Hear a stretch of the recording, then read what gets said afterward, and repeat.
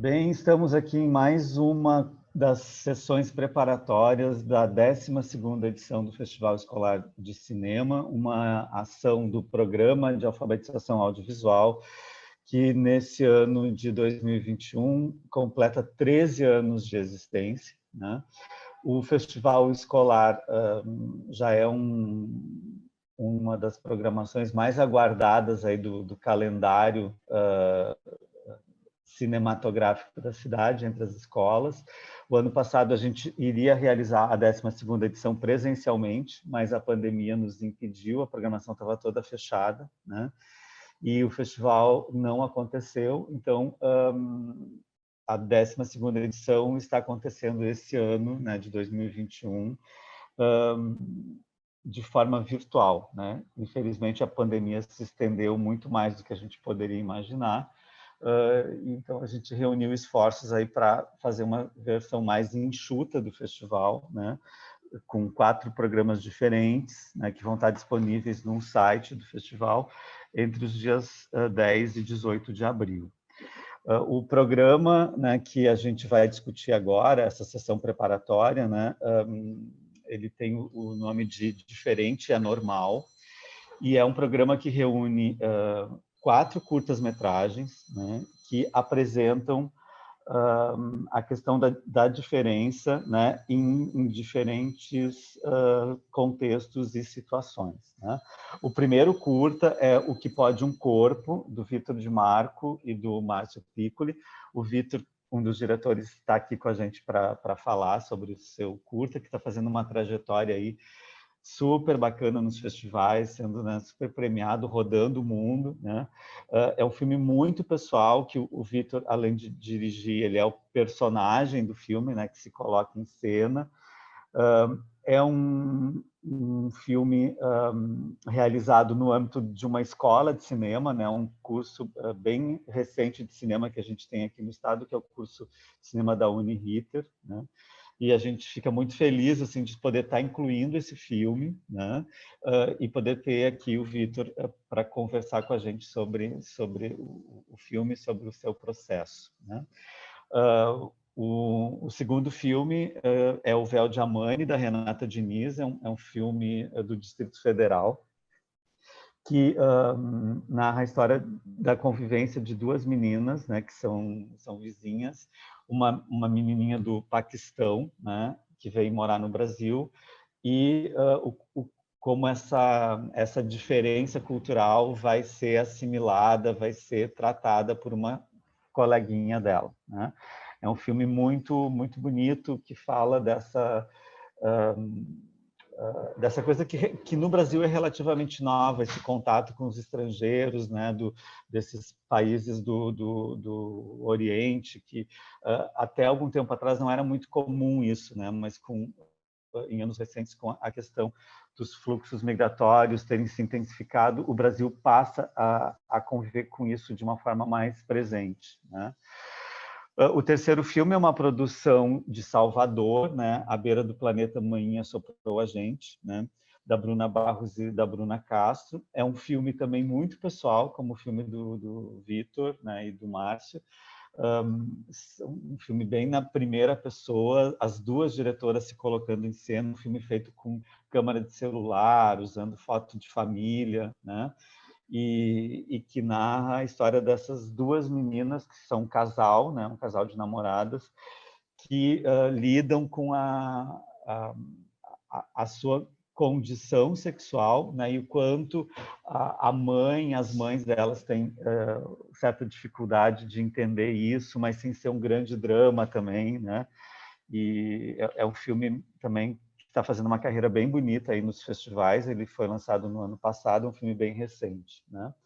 E finalmente o Taylor, que é um filme que foi exibido há alguns anos no Festival de Gramado, foi premiado. É um filme que é dirigido por um homem trans, né? O Cali dos Anjos, inspirado no trabalho do cartunista Orlando Taylor, né, que retrata esse universo das pessoas trans. Então, o filme mistura animação com registro documental, e é uma experiência de cinema muito interessante, assim, né? Que fala muito das possibilidades criativas do cinema, essa coisa de misturar gênero, né? E é um filme que aborda a questão da transexualidade, que também cada vez é mais presente, né? E os professores precisam lidar cada vez mais com isso, né? É um filme que apresenta isso com muita propriedade, né? Porque se eu não estou enganado, é o primeiro curta dirigido por um diretor trans no Brasil, né? O Taylor. Depois surgiram vários outros, mas esse, salvo engano, é o primeiro, de 2017, para vocês verem como é recente a eclosão dessas novas vozes, né, no cenário do cinema brasileiro. Hoje acho que a gente tem uma situação no cinema brasileiro de grande diversidade, né? E isso tem crescido cada vez mais aí em anos recentes, mas ainda é um processo bem recente e que está arejando e está trazendo muita coisa bacana para o cinema brasileiro, né? Então, a ideia do festival é justamente apresentar esses filmes cuja circulação muitas vezes acaba restrita aos festivais ou a alguns canais de TV fechada muito específicos, como o Canal Brasil, Canal Curta, né? Mas apresentar esse conteúdo para os professores, porque a gente acredita que o cinema, e especialmente o curta-metragem, ele é muito potente para ser usado em sala de aula, né? A curta duração facilita muito o uso, né, desse formato. E são filmes incríveis aí que muitas vezes os professores e os alunos não conhecem. A gente acha que o festival é realmente uma janela importante para apresentar esses filmes. Bem, feita essa apresentação, né, eu já passo a palavra para os nossos convidados que vão conversar com a gente sobre os filmes, né? Então, a gente tem aí o Vitor de Marco, que é um dos diretores, né, do Que Pode um Corpo, o professor Pedro, Pedro Bertoldi, que é da rede privada, né, Pedro, de ensino, mas que tem uma trajetória aí longa já na área e sempre, né, dando muito espaço para a questão do cinema na sala de aula. E o professor Ariel Finato, que é da rede pública municipal, né? Então, com vocês aí a palavra, né, para a gente trocar algumas ideias sobre esses filmes. Acho que a gente pode começar pelo Vitor, né, que é o diretor do curta que abre o programa. Muito obrigado pela participação de vocês. É uma satisfação enorme para o programa poder contar com debatedores tão qualificados aí quanto vocês. Vai lá, Vitor. Olá, tudo bom? Bom dia. Queria muito agradecer o convite, estou muito feliz de estar aqui. E o Que Pode um Corpo, na verdade, ele é um curta documental, né, que vem sobre esse recorte, né, da minha vida. E ele foi um curta que surgiu muito da minha vontade de contar a minha história, mas muito mais do que contar a minha história, de começar a ocupar mesmo, né, um lugar no cinema nacional, que ainda é um pouco difícil de ser acessado por pessoas com deficiência, assim. Então, o curta ele acaba, né, por esse viés muito pessoal também, mas ele acaba se tornando, né, hoje, ao meu ver, o curta se torna também uma ferramenta muito política, assim.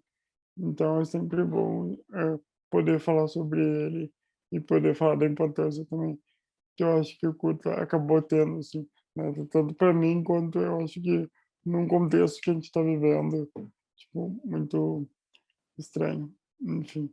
Mas estou muito feliz de estar aqui. Muito obrigado. Ok, Vitor, obrigado. Professor Pedro, por favor. Bom dia a todos que estão nos assistindo, a todos os colegas que estão aqui também.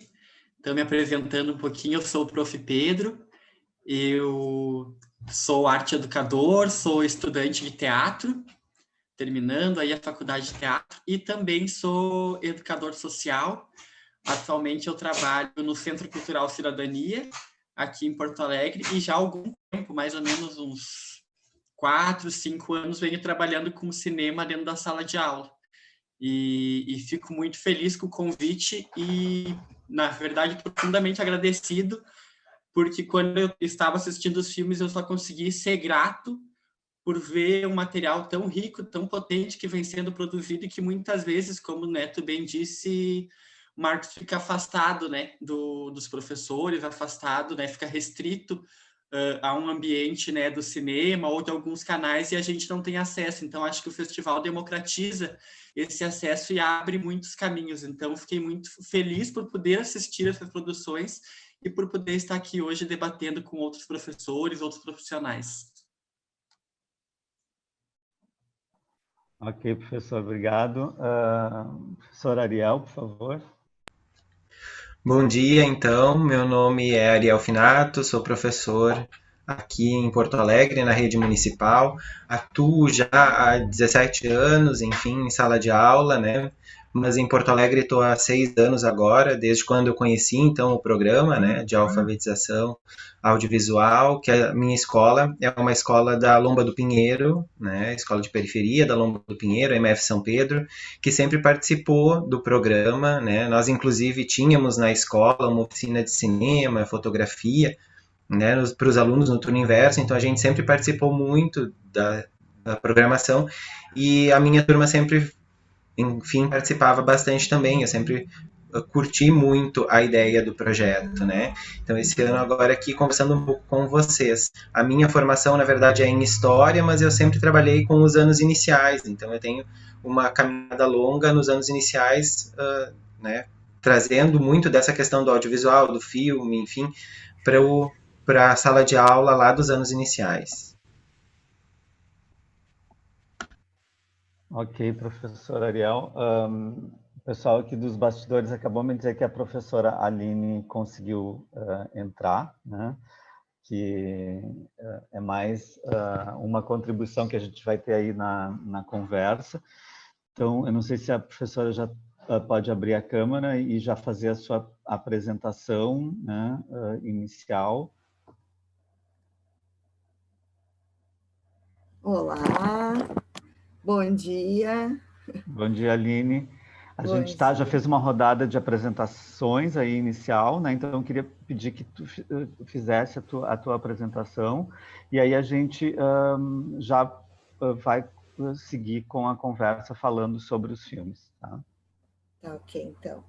Eu estou hoje com um sério problema na minha conexão. Talvez eu caia algumas vezes, mas, né, esses imprevistos acontecem. Então, bom dia. Eu sou professora da Faculdade de Educação da URGS. Meu nome é Aline. A minha área é Educação de Jovens e Adultos. E tenho me dedicado nos últimos anos também às questões das mulheres, especialmente, né, as questões da educação de mulheres, a produção artesanal de mulheres como modo criativo de estar no mundo e também, né, as questões do aprisionamento feminino, de um modo mais amplo, né, não só a questão do aprisionamento no encarceramento, né, mas também no aprisionamento no que se refere às questões cotidianas, né? Aquilo que as mulheres deixam de fazer por ser mulheres. Então, essa é a minha área de estudos. Muito obrigada pelo convite. Obrigado, professora. Bom, então eu acho que a gente pode começar, né, a falar sobre esses filmes um pouco também desse ponto de partida de serem filmes que, além de apresentarem a questão da diferença, né, para ser discutida em sala de aula pelos nossos espectadores e espectadoras, eles também se diferenciam pelo fato de serem assinados, né, por vozes que até então não tinham voz, né? Então, assim, a gente tem 2 filmes dirigidos por realizadoras mulheres, né, que é O Véu de Amani e A Beira do Planeta, Amanhã Soprou a Gente, né?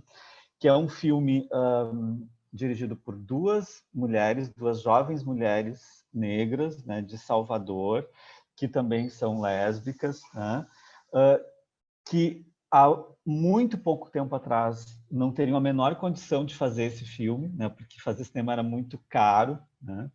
Então, com o avanço aí das tecnologias digitais, hoje você pode fazer um belíssimo filme usando uma câmera de celular, um filme super pessoal, né, colocando em cena, né, a sua subjetividade de uma forma extremamente tocante, assim. Eu acho que esse filme ele toca muito o espectador pela sua sinceridade, pela forma como as pessoas, né, as duas diretoras se colocam tão abertamente, afirmando a sua subjetividade, né? E outra coisa que esse filme chama a atenção é que tu tem duas realizadoras negras, né, que apresentam ali a sua subjetividade, a sua homoafetividade, sem tocar na questão que normalmente é associado, né, aos realizadores e realizadoras negras e durante muito tempo, que é a questão da violência, a questão da favela, a questão da droga, né? Existiu durante muito tempo no cinema brasileiro essa insistência em abordar a comunidade negra sob esse ponto de vista, né?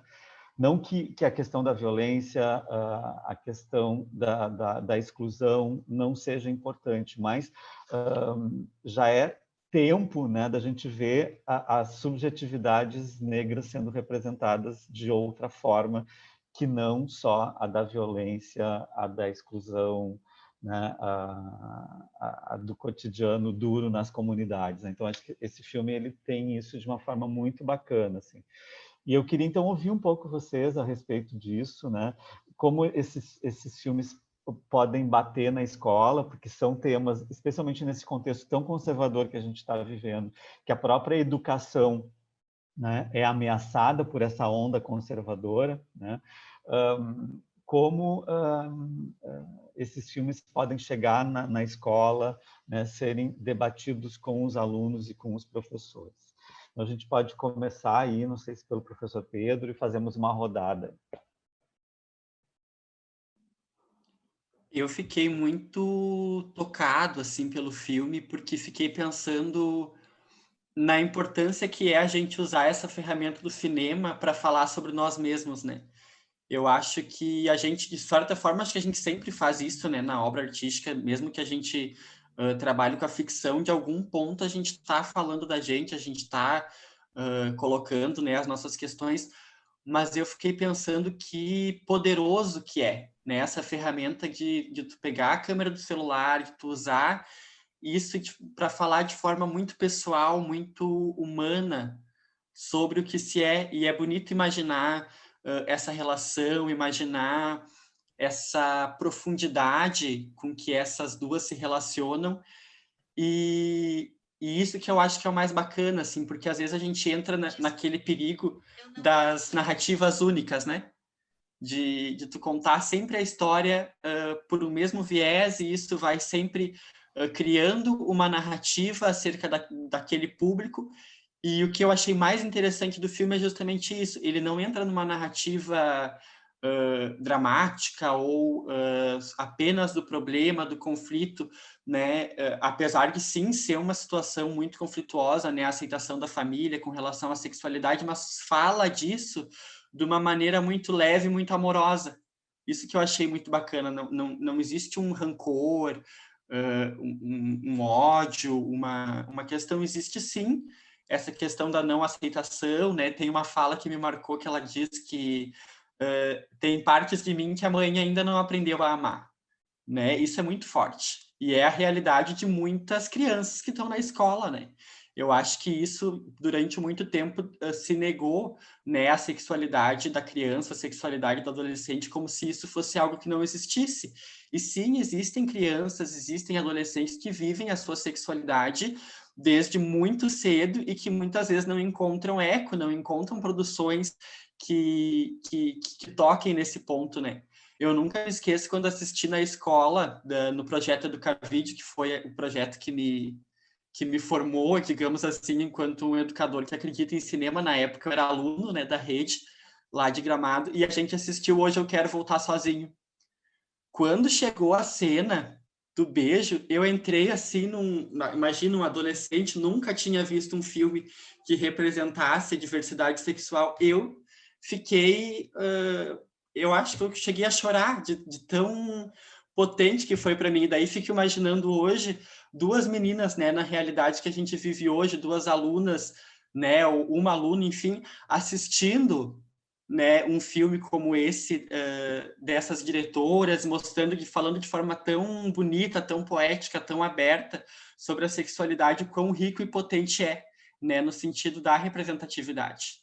Isso foi o que me deixou muito emocionado assistindo o filme, pensando justamente nisso, assim, no poder da representatividade negra, da representatividade da diversidade sexual, e de que existem muitas narrativas que nós podemos contar. Eu acho que isso também é muito importante, como tu disse, né, Marcos, de são diretoras negras falando sobre outras coisas, né? Isso é uma coisa que dentro do movimento negro a gente também fala muito, que nós podemos contar as histórias que a gente quiser, né? A gente não precisa contar apenas as histórias, né, que estão dentro do nosso nicho, né, ou das nossas perspectivas, porque além da negritude, além da sexualidade, nós somos humanos, né, e temos vivências outras que não passam por esses lugares, né. E é bonito e é potente quando a gente pode falar desses lugares, mas também é muito bonito e muito potente quando a gente pode falar de outros lugares, né, também da experiência humana. Então, acho que é um filme que pode trazer muitas discussões para a sala de aula. Acho que é um filme que tem o poder, eu acho, de plantar sementinhas, né, de discussão, e que isso vai sendo levado para o espaço onde o aluno está. Obrigado, Pedro. Eu queria aproveitar essa tua deixa e ouvir um pouco o Vitor, né? Porque o Vitor ele tem, além das qualidades estéticas do curta dele, que eu acho primoroso, né? O curta dele e do Marco, ele tem essa questão de se colocar em cena, de se performatizar, na sua diferença e na afirmação também da sua sexualidade, né? E dar voz e corpo a isso, né?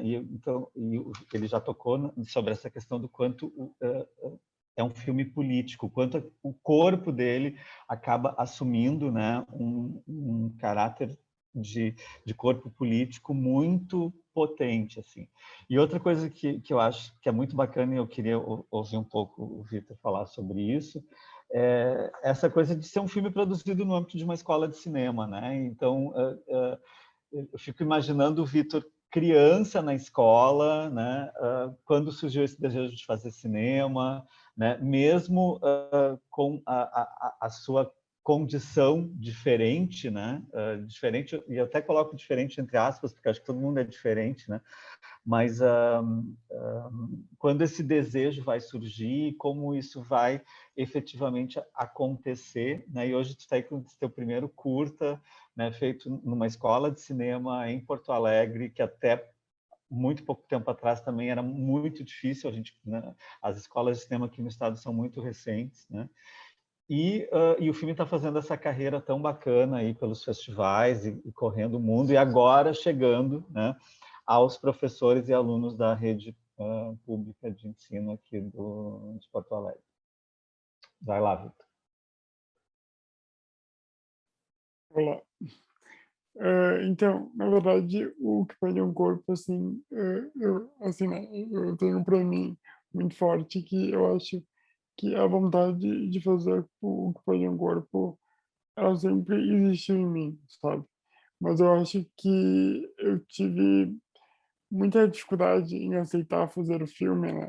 Por uma questão, assim, por uma questão muito pessoal também, né?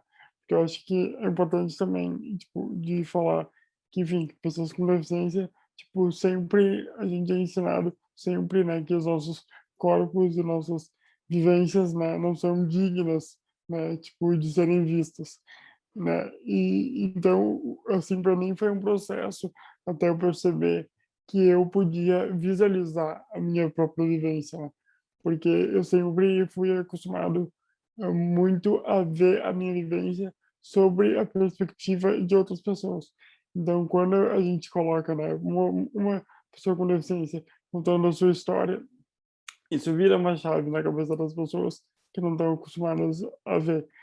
E aí, isso também surgiu, né, num contexto em que eu estava no meu último ano de faculdade, e foi muito bom, assim, porque era um espaço, né, assim, digamos, perfeito para eu conseguir, tipo, realizar o curta, porque eu, enfim, pude contar com, né, com a ajuda dos meus professores. Isso foi muito bom. Mas eu acho também que existe um outro ponto muito válido e que de se falar do que pode um corpo, que é que durante, né, o processo, enfim, que a gente estava, né, ainda pensando no que pode um corpo, a gente tinha um desafio muito grande, que era fazer o público entender o filme.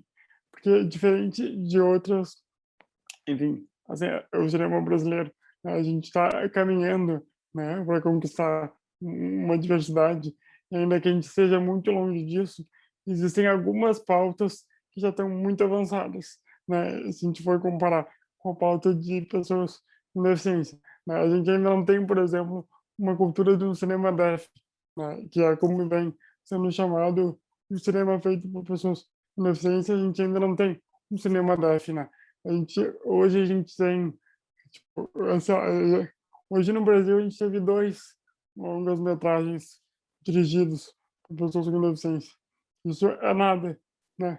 Então a gente tinha um desafio muito grande, que era fazer também um filme que as pessoas entendessem o que a gente queria comunicar, né, porque colocar uma pessoa com deficiência em tela, a chance das pessoas verem aquilo como herói ou como coitado é muito alta. Então, assim, todo o cuidado e toda essa questão, né, de como fazer um filme que as pessoas entendam a mensagem que a gente quer fazer, sem, assim, sabendo também, né, que esse público consome muito pouco, né? E aqui eu falo também, né, no quesito de festivais. Quando a gente começou a pensar esse filme dentro da faculdade, né? Como é que ele vai ser recebido em festivais? A gente sabia que o público de festivais, que os curadores de festivais eram pessoas, enfim, isso, assim, devido à minha baixa experiência, mas eu ainda tinha alguma em festivais, de saber que as pessoas não estavam ainda discutindo isso, né? Porque sempre que eu levava esse ponto em debates de festivais que eu participei como espectador, esse ponto era sempre muito difícil de entrar, né? Eu tentava falar sobre pessoas com deficiência no cinema e as pessoas ficavam muito, sabe, muito perdidas ou não queriam falar. Então eu saberia que ia ser um desafio falar sobre isso. Então o filme, ele, assim, isso tudo que eu tô falando é só para dizer que tinha todo um pensamento, mas que quando chegou na hora de gravar o filme, todo esse pensamento, assim, eu não vou dizer que foi por terra, mas ele deixou um pouco espaço, porque, enfim, porque como era um filme muito pessoal, né, tipo, eu acabei falando coisas que eu não pensei que eu ia falar, eu acabei me abrindo de uma forma que eu não pensei que eu ia me abrir. Então, o filme acabou falando por si só e acabou se montando de um jeito muito diferente, mas muito bonito, assim, que eu fiquei muito feliz, tipo, de fazer parte desse processo, sabe. Então é isso, não sei se eu te respondi. Então, super respondeu. Só queria fizesse uma observação a respeito dessa questão da tua exposição, né? Hum, Na verdade, tu acaba fazendo uma dupla exposição. Além da questão da deficiência que tu falou, tem a questão da tua sexualidade, de tu falar abertamente sobre isso. Tanto que o festival também, tanto que o curta também tem feito uma carreira em festivais de cinema LGBTQIA+. Né? Então, eu queria que tu falasse um pouco sobre isso, se essa dupla exposição, né, surgiu durante esse desejo, né, de se expor completamente, né? Se ele surgiu durante o processo, se isso já estava na gênese do filme. assim, a gente, quando a gente foi foi filmar o que foi no corpo, a gente tinha algumas cenas já no roteiro, né? Que eram umas cenas mais de arte, vamos dizer assim, né? Que iam ter performances e tal. Mas a questão a questão ali do meu depoimento foi tudo muito espontâneo, assim. A gente não quis fazer uma, enfim, a gente optou por chegar, tipo, no set e a gente fez, o Márcio, né, no caso, fez uma pergunta só, tipo, inicial para mim. E o resto foi muito fluido, sabe? E eu acho que isso foi o, assim, acho que essa foi uma das escolhas mais certas que a gente fez, porque eu acho que se a gente tivesse, né, tipo, perguntas muito fixas e pontos onde a gente queria chegar, a gente não teria chego, sabe? Porque a gente gravou enfim, quando a gente filmou, né, todo o material de depoimento foi no último dia e foi a última cena. Então, assim, tipo, eu estava muito imerso, sabe? Tipo, eu estava muito imerso, tipo, dentro de mim mesmo, assim, tipo, literalmente. Então, as coisas foram surgindo muito naturalmente. E essa questão, né, da minha sexualidade com a minha deficiência, para mim nunca foi, assim, uma questão, sabe? Tipo, né, eu costumo falar que tipo, né, que às vezes eu esqueço, né, tipo, abre aspas, que às vezes eu esqueço que eu sou gay, mas eu não esqueço que eu tenho uma deficiência, porque eu ainda percebo que mesmo dentro do meio LGBT, né, eu sofro, tipo, preconceito por ter uma deficiência. Então, enfim, quando essas coisas começam, né, tipo, a ficar um pouco mais profundas, a gente começa enfim, a não ter muita referência, assim, sabe? Que nem o professor, né, o Pedro falou sobre o Hoje Eu Quero Voltar Sozinho. Quando eu assisti esse filme, eu tinha, sei lá, acho que eu tinha 15 anos, não sei.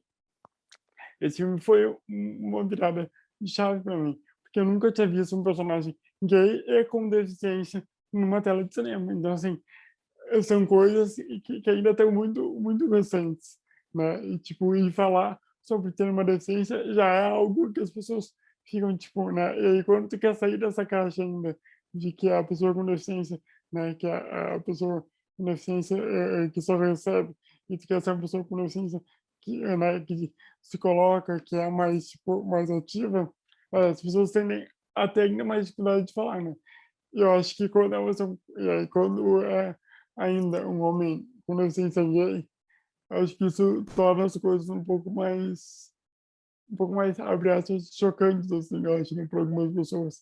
Pelo menos é o que eu percebo, assim, tipo, né, sempre que eu vou falar sobre a minha sexualidade e tal, as pessoas ainda têm essa crença, né, de que pessoas com deficiência não têm uma sexualidade, enfim. Mas é isso. Obrigado, Vitor. Já que o filme foi citado duas vezes, né? Hoje eu não quero voltar sozinho.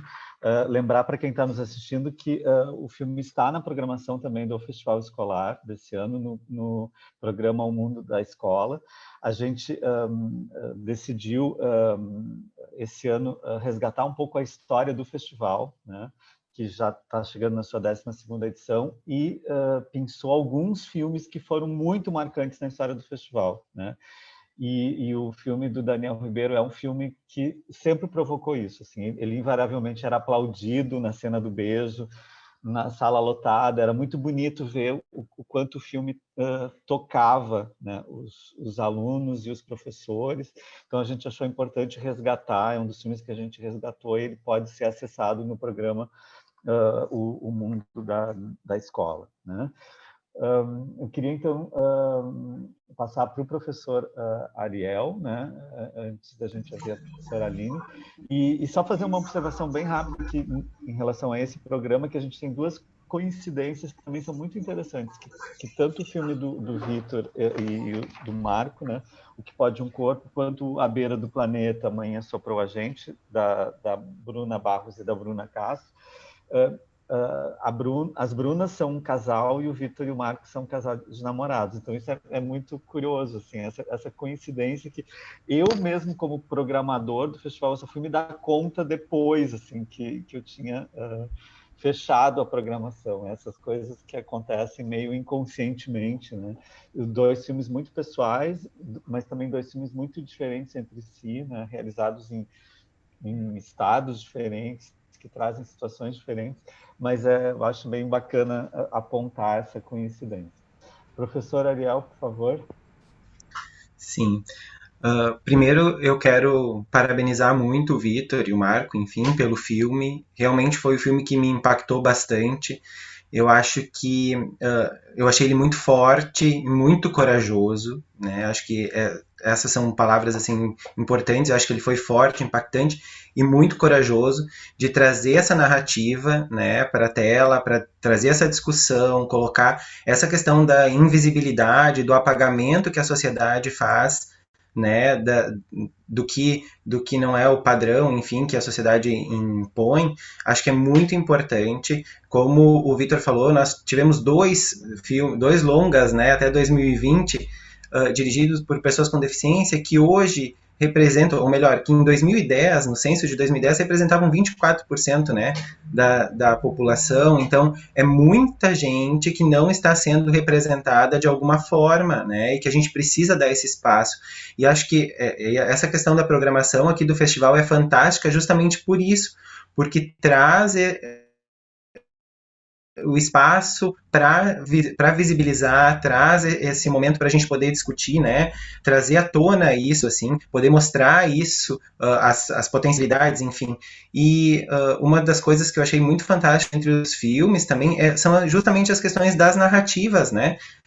O movimento Nós por Nós Mesmos, né? São as pessoas que estão contando suas próprias histórias. Então, isso é muito importante para que se discuta, se traga a roda, né, também dentro das escolas e possa criar esse espaço de debate.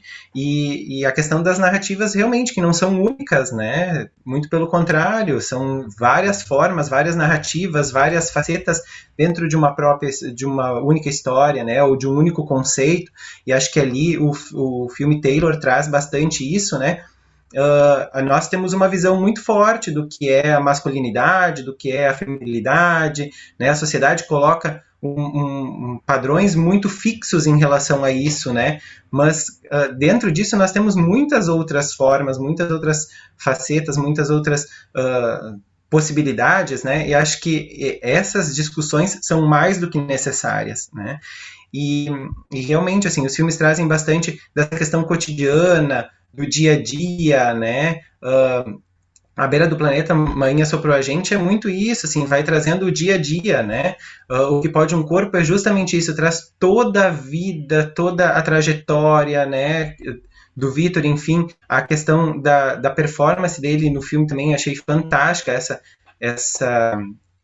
enfim, essa mescla entre a performance e o documentário. Acho que isso foi muito bacana, assim, trouxe mais um ponto de reflexão bem importante, né, para ali, e a questão das relações também, né, A Beira do Planeta, Amanhã Soprou a Gente, traz muito essa coisa que o professor Pedro já trouxe também, essa dualidade, né, das relações, assim, elas têm muito amor entre elas, mas também tem ainda muita incompreensão, muita, né, apesar da mãe amar muito a filha, isso ela traz, né, traz com falas fortes, né, que a mãe ama os filhos, a mãe ama a inteligência, a mãe ama muita coisa dela, mas a mãe ainda não aprendeu a amar o olhar, né, as palavras, enfim. Então, acho que isso traz uma possibilidade riquíssima da gente poder trabalhar isso em sala de aula, da gente poder trazer isso para o debate, para a gente poder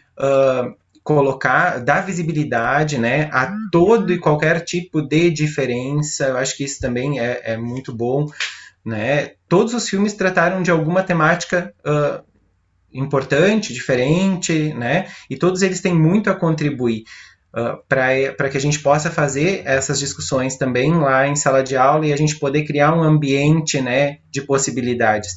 O Véu de Amani, acho que hoje nós vivemos uma onda migratória muito grande pensando em nível mundial, né? Mas Porto Alegre também hoje recebe muito imigrante, né? Porto Alegre tem as nossas escolas da rede pública trazem muito dessas realidades. Nós temos muitas crianças de outros países com outras línguas, outros costumes e que hoje estão se encontrando numa realidade completamente diferente da realidade que elas viviam, né? É um espaço todo novo, são pessoas com ideias diferentes, uma língua diferente, né? Então a comunicação ali também acaba sendo outra barreira, né? E o quanto a gente precisa se preparar para isso. Então, eu acho que o Véu de Amani traz um pouco disso, né? Essa questão que eu acho que é fantástico nas escolas, que ainda é a inocência da criança, né? O início do filme, eu achei uma jogada fantástica, assim, quando elas falam, por exemplo, o meu pai é refugiado. Que legal, o meu é açougueiro.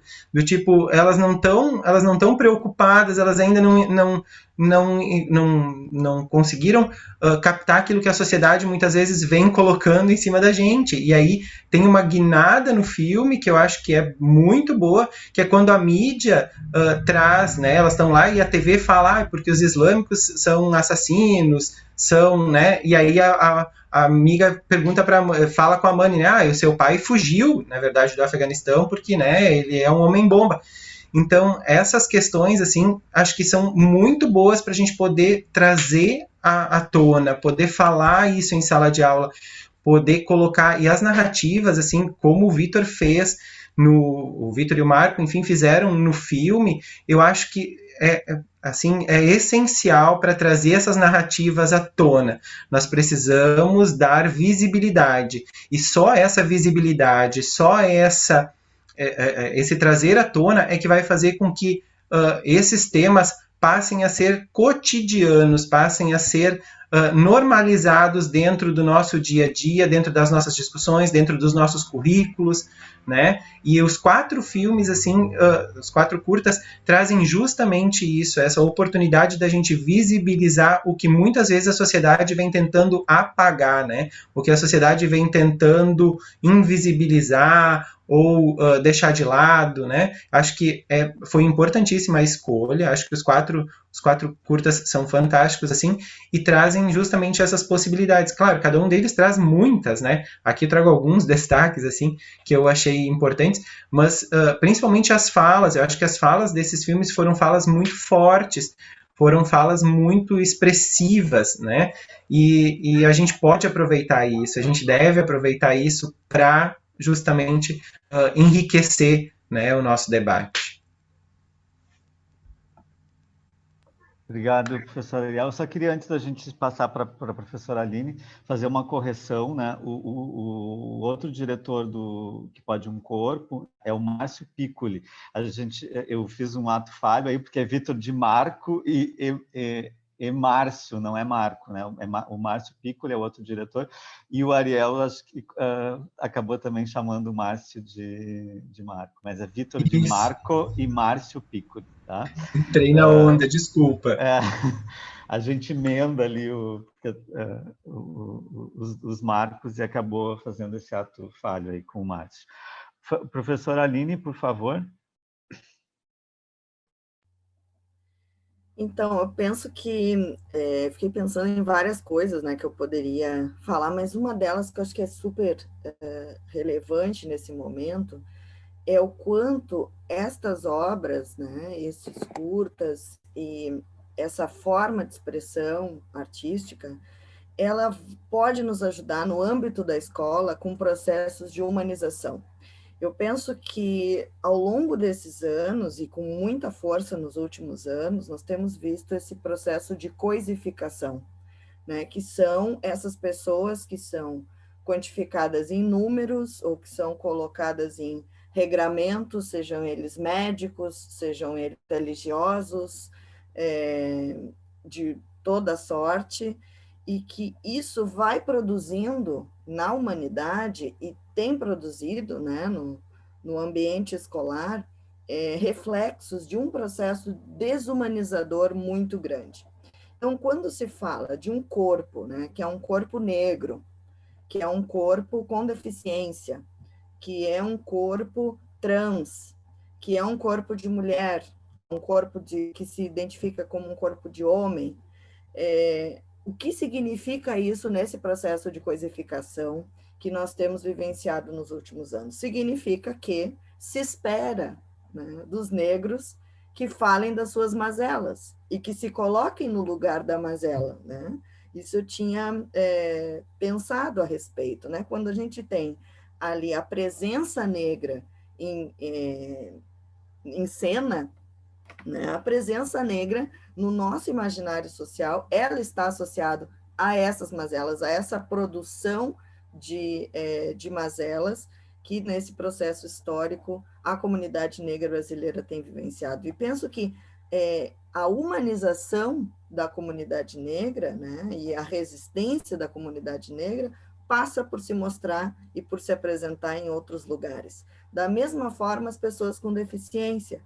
As pessoas com deficiência, quando se fala delas, se imagina uma série de prescrições, de impossibilidades, e a pergunta é o que pode um corpo, não o que esse corpo não pode, que é o que já se espera nesse processo de coisificação.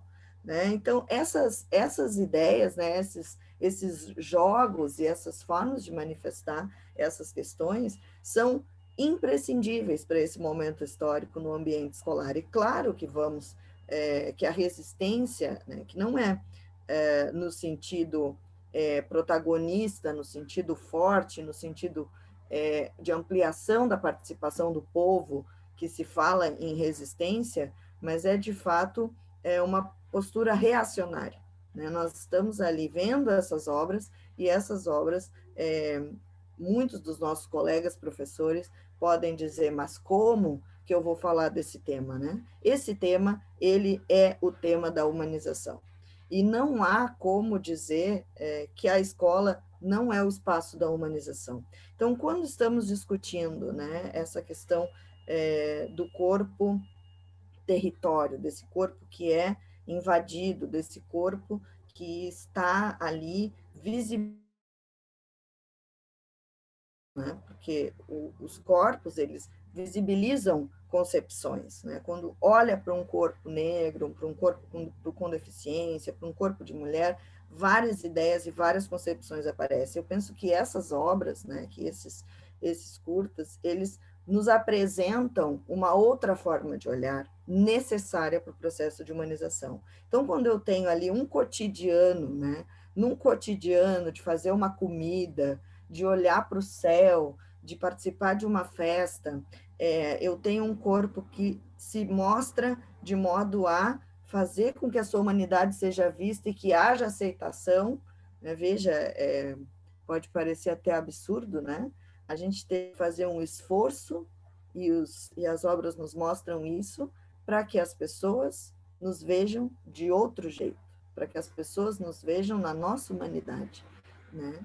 E eu penso que essa é uma das grandes potências, né, desse material para o âmbito escolar. Quando se fala ali, né, da imigração, dos refugiados, né, do uso do véu, né, como aquela menina, ela está ali se defendendo sozinha, né, mas, na verdade, ela representa um coletivo. Eu acho que isso também é um aspecto importante para uma discussão na escola, né, a respeito do que significa aquele personagem representando um coletivo. Então, são as mulheres falando da sua cultura, falando das suas defesas, falando das suas potencialidades, falando das suas críticas, mas elas como protagonistas, né, dos seus véus, elas como protagonistas dos seus corpos, né? Quando está representado ali aquele corpo, né, e toda a performance do Vítor, ele é um corpo coletivo também, são as pessoas com deficiência, são as pessoas marcadas por diferentes marcadores, falando por aquele corpo que em determinado momento está amarrado, que se busca uma culpa, uma causa, né, se volta a um lugar muito antigo, né, sobre a deficiência, não se fala sobre a potência humana, mas se fala sobre o que causou aquilo, né, aquele problema, E, na verdade, nós estamos aí para falar da diferença entre as pessoas, isso que nos faz humanos. Então, volta a questão da humanização, né? Os corpos trans também, né? Eu penso que é um outro debate fundamental para que se entenda um outro lugar, né? Ou se olhe, se veja sob um outro prisma, né? De possibilidades outras para os corpos que nunca se foram postas em cena, né? Nunca se falou tanto sobre elas, ao mesmo tempo também nunca se tentou retirar esse lugar, né? Esse lugar de fala.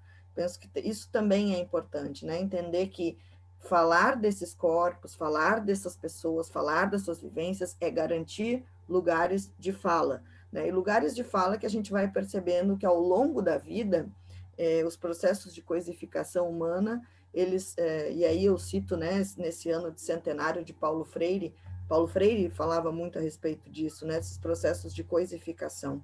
Então, se uma criança, no início, né, e eu também tinha percebido, né, Ariel, fala, bom, não entendo muito bem o que é refugiado, mas não preciso entender porque eu estou ali com a minha amiguinha, eu quero brincar com ela, eu quero estar com ela. Mas no processo, na nossa vivência, a gente vai se coisificando e vai olhando para o refugiado de uma maneira preconceituosa, com um discurso fatalista, vai olhando para as pessoas trans dessa mesma maneira, para as pessoas que têm relações homoafetivas do mesmo modo, para as pessoas com deficiência, para as pessoas acima do peso, né, para as mulheres mães, ou para aquelas que não querem. Então, todo esse debate é um debate humanizador. Eu penso que a resistência da escola também passa por garantir que esse debate ocorra, né?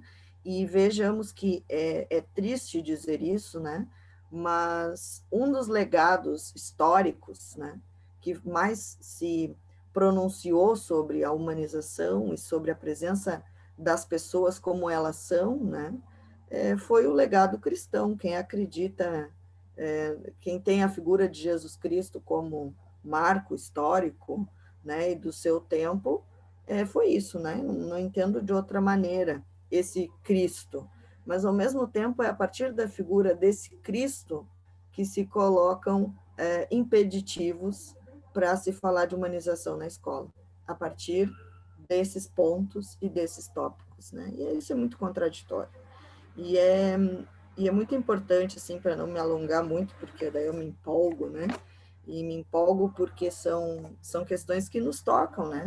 Como disse o Pedro, eu também, como uma mulher negra, né, que dita pelo IBGE parda, eu não posso me furtar de dizer que esse lugar da humanização é fundamental para que a gente tenha aí um retrocesso importante nesse avanço desse discurso fatalista que tem provocado morte, entristecimento e dor nas pessoas, né? Então, acho que o papel da escola e o lugar da escola como um lugar de fala, como um lugar de escuta, como um lugar de produção do conhecimento, passa também pelos processos humanizatórios que tem que chegar nos docentes, né, nos meus colegas professores e também naqueles que são os sujeitos primeiros do nosso trabalho, que são os estudantes e a comunidade escolar como um todo, né? Então, eu penso que por aí fiz algumas reflexões, né, a partir desse convite, né, desse chamamento a conhecer essas obras. Ótimo, professora, muito obrigado. A gente está com o nosso tempo já estourado, mas a gente vai fazer aquela última fala de cada um, né? Também para aproveitar essas contribuições tão incríveis que vocês estão dando. Aí a gente poderia ficar a manhã inteira conversando, né? Mas então queria ouvir, né, uma manifestação aí final de cada um, né? E também chamar a atenção, a partir dessa deixa da professora Aline, que acho que uma das buscas que a gente teve esse ano, que é um ano tão difícil, que a gente está passando por um momento tão trágico, né? É reunir, apresentar um grupo de filmes que são filmes que nos dão esperança, né? Que apostam justamente no poder da humanidade, assim, né? De que é possível, né, enxergar o outro, entender o outro, dialogar com o outro, e todos os filmes desse programa, né, e dos outros programas que a gente selecionou têm essa crença, né, no humano, assim, que é possível, né? Acho que são filmes que quando terminam a gente sente uma sensação de esperança, assim, né? Então, Pedro, por favor, né, contribuição final. Como é bom, né, a gente também ir ouvindo os colegas da mesa, a gente vai também elaborando e vai pensando outras coisas, né, vai criando várias conexões, várias pontes. Eu fico pensando, assim, a gente tem falado muito, né, de empatia, e especialmente no momento que a gente está vivendo, né, em que a gente meio que todo mundo foi colocado de certa forma no mesmo lugar, assim, ninguém tem muito uma saída, mas ao mesmo tempo as desigualdades foram muito ressaltadas, né? A gente vai ter gente que vai ter muitas opções para aulas e para cursos e vai para conseguir se manter, e a gente vai ter no outro ponto gente que vai estar com estrutura zero, né? Então, acho que nesse sentido é muito importante a gente pensar, né, na empatia, e eu acho que os filmes que foram escolhidos nos dão uma aula nesse sentido, porque eu acho que não tem como tu exercitar a empatia sem conhecer o olhar do outro por ele mesmo, né? Porque se eu chego na sala de aula e eu pergunto para os meus alunos, o que é um refugiado, né? Se eu não apresento para eles um refugiado, uma narrativa, né, sobre isso, vão sair coisas muito parecidas com o que tem no filme, né? É o Homem-Bomba, eles vieram para cá porque lá eles morrem, né? Então, acho que nós, enquanto educadores, enquanto professores, é justamente isso, é apresentar outras referências e outras narrativas para que não se fique nesse olhar ingênuo, né? Que é o olhar da primeira leitura, assim, porque a mídia já nos dá, né? Esse olhar também da pessoa com deficiência, né? Que é o olhar né, do fatalismo, do que pena, né? E que desumaniza a pessoa com deficiência, sempre tentando colocar...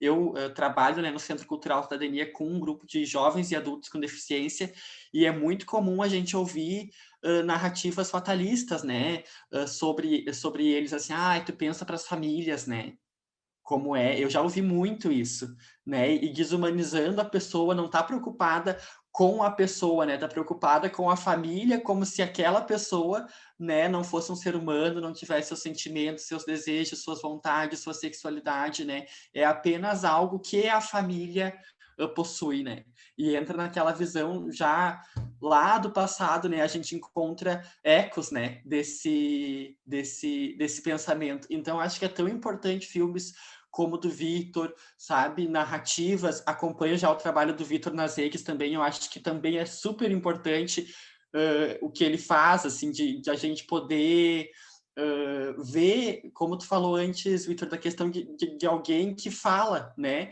porque a gente está acostumado sempre a ver, como tu disseste, né, na posição de quem recebe algo, né, e quando a gente vê alguém falando, alguém se colocando, realmente vira a chave, né. E então eu acho que os filmes que foram selecionados, todos eles, assim, cumprem uma função tão importante de a gente poder ouvir, né, o outro, ouvir o outro falar sobre ele mesmo, porque vira uma chavezinha, e eu acho que são passos de formiga, né, que a gente faz, né, não que o curta vá mudar imediatamente a visão das pessoas e a leitura que elas têm, mas apresenta um outro olhar, né, e o que daí cada um faz com esse outro olhar é um movimento pessoal e que vai, quem sabe, repercutir nessas famílias, vai repercutir nessa comunidade escolar, vai repercutir e vai gerar movimento, né, que eu acho que é o mais importante. Obrigado pela oportunidade de fala. Obrigado aí, professor. Professor Ariel, por favor. Bom, então, né, eu já quero agradecer também o convite, acho que foi bem importante. Me sinto muito contemplado também por tudo que já foi falado aqui, né? Acho que realmente foram discussões muito boas. Acho que essa questão da humanização realmente é fantástica, assim, é o que vai permeando tudo isso, né? as nossas necessidades, né, as nossas vontades, as nossas necessidades humanas, né, de amar, de fazer arte, de se sentir parte do grupo, né, isso passa por todo mundo, então que bom a gente poder, e todo mundo tem esses desejos, né, de poder amar, de ser amado, de poder estar ali, né, então que bom nós podermos trazer isso à tona, poder discutir, criar espaços para visibilizar isso, esse debate acho que é muito importante, assim, e realmente traz uma forma muito mais humana para toda e qualquer diferença, né, acho que é muito importante, porque como a professora vinha falando, a gente, né, a gente tem essa visão, enfim, a gente vai crescendo, aprendendo a coisificar, né, então a gente precisa fazer agora o movimento contrário, né? E que bom que nós temos esse espaço, que bom poder participar, agradeço muito a oportunidade. Obrigado, professor. Vitor, por favor, tua contribuição final aí. Queria muito agradecer pelo convite, gostei muito de falar com vocês e queria reforçar também essa questão que está sendo dita, né, sobre a gente conseguir ver as pessoas enquanto pessoas, né? E não enquanto coisas ou enquanto rótulos. E acho que é isso, né? Acho que o resto já foi dito e foi muito bonito. Muito obrigado pelo convite. Então tá, muito obrigado pelo teu filme e pelo filme do Márcio, né? Essa dupla aí que a gente tem uma super expectativa aí em relação aos próximos passos que vocês vão dar aí nessa carreira que está começando, né? E que vozes bem-vindas aí ao cinema brasileiro, né? Professora Aline, por favor. Então, eu fiquei muito feliz, né, de poder estar aqui com vocês, né? Acho que é um momento muito lindo, assim, especial para a gente que está na docência, né, que está na universidade e que tem a produção do conhecimento como trabalho, né?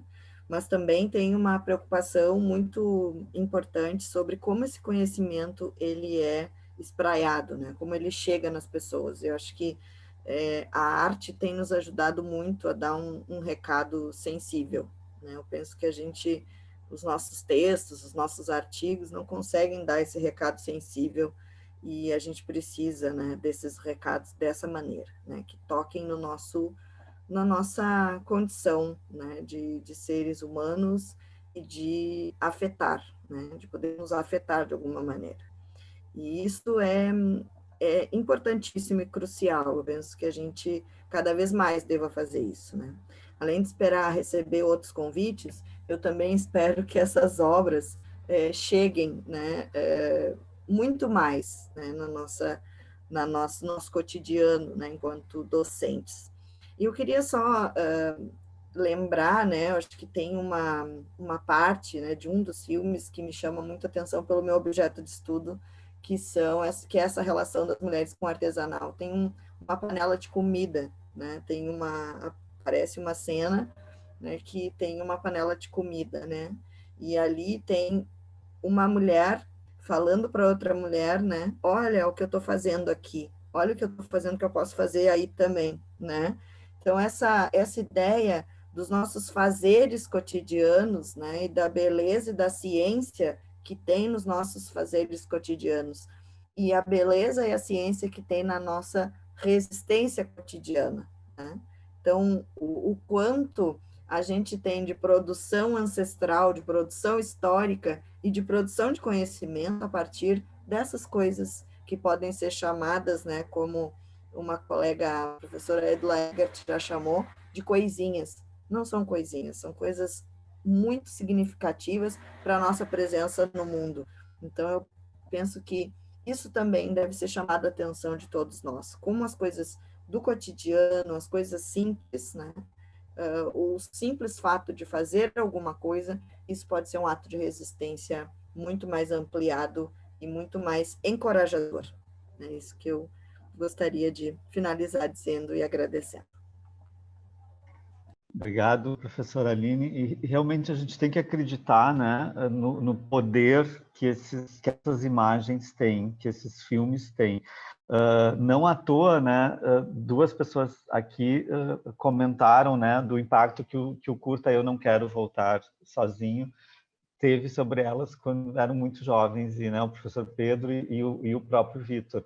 Então, a gente realmente comprova, né, o quanto o contato com um filme na adolescência, na infância, pode ser transformador, pode continuar ecoando, né, e gerar, né, indivíduos criativos, indivíduos que estão aí no mundo, estão se colocando, né? Provavelmente o Vitor, quando assistiu o filme lá, não imaginava que poucos anos depois ele estaria, né, realizando o seu filme, mostrando, né, a sua história, as suas histórias para o mundo. Assim. Então, a gente acredita muito nesse poder, né, do cinema, e que ter essa inserção do cinema na escola tem realmente um efeito muito transformador.